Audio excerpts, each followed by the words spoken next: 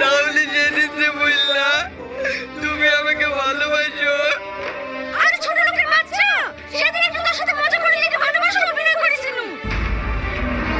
আর তুই এতটাই পাগলা, সব সত্যি ভেবে নিয়েছি, নিজের অকাত একবার দেখবি নি। আমি সত্যি আমার অকারটা ভুলে গেছিলাম, পারলে আমাকে ক্ষমা করে দিও। তোমার অভিনয়টা এতটাই নিখুঁত ছিল, আমার একবারের জন্য মনে হয়নি জানো যে তুমি এত ভালো অভিনয় করতে পারো। আর আমার এই প্রজেক্টের কথা বলছো, আমারও ভালো লাগে, বারবার মনে হচ্ছিল জানো যে আমি ভুল করছি।